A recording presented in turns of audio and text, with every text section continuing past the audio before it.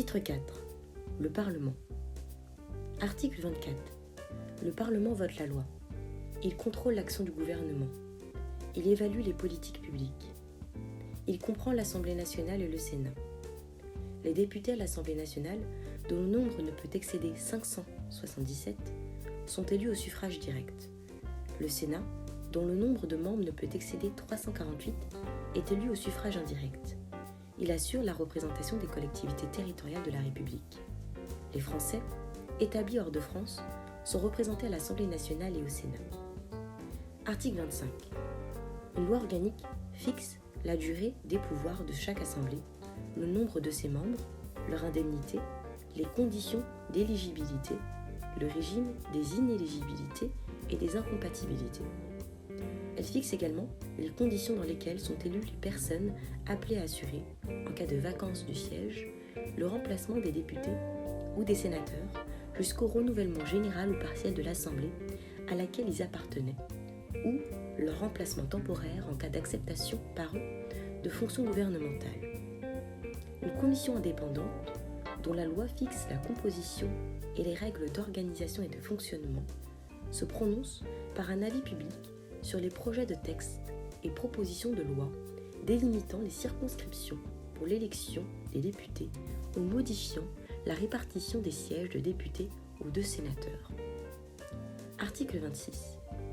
Aucun membre du Parlement ne peut être poursuivi, recherché, arrêté, détenu ou jugé à l'occasion des opinions ou votes émis par lui dans l'exercice de ses fonctions. Aucun membre du Parlement ne peut faire l'objet, en matière criminelle ou correctionnelle, d'une arrestation ou de toute autre mesure privative ou restrictive de liberté qu'avec l'autorisation du bureau de l'Assemblée dont il fait partie. Cette autorisation n'est pas requise en cas de crime ou délit flagrant ou de condamnation définitive. La détention, les mesures privatives ou restrictives de liberté ou la poursuite d'un membre du Parlement sont suspendues pour la durée de la session si l'Assemblée dont il fait partie le requiert. L'Assemblée intéressée est réunie de plein droit pour des séances supplémentaires pour permettre, le cas échéant, l'application de l'alinéa ci-dessus. Article 27. Tout mandat impératif est nul. Le droit de vote des membres du Parlement est personnel. La loi organique peut autoriser exceptionnellement la délégation de vote. Dans ce cas, nul ne peut recevoir délégation de plus d'un mandat. Article 28. Le Parlement se réunit de plein droit en une session ordinaire qui commence le premier jour ouvrable d'octobre et prend fin le dernier jour ouvrable de juin. Le nombre de jours de séance que chaque assemblée peut tenir au cours de la session ordinaire ne peut excéder 120. Les semaines de séance sont fixées par chaque assemblée.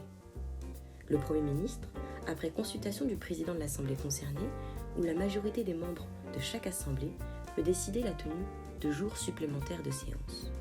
Les jours et les horaires des séances sont déterminés par le règlement de chaque assemblée. Article 29. Le Parlement est réuni en session extraordinaire à la demande du Premier ministre ou de la majorité des membres composant l'Assemblée nationale sur un ordre du jour déterminé. Lorsque la session extraordinaire est tenue à la demande des membres de l'Assemblée nationale, le décret de clôture intervient dès que le Parlement a épuisé l'ordre du jour pour lequel il a été convoqué et au plus tard 12 jours à compter de sa réunion.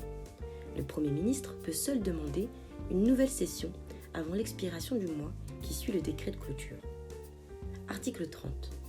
Hors les cas dans lesquels le Parlement se réunit de plein droit, les sessions extraordinaires sont ouvertes et closes par décret du président de la République. Article 31.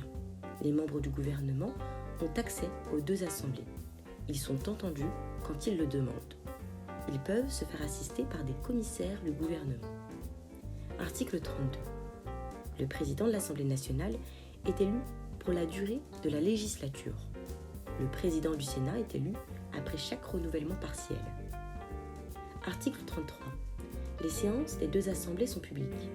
Le compte-rendu intégral des débats est publié au journal officiel. Chaque assemblée peut siéger en comité secret à la demande du Premier ministre ou d'un dixième de ses membres.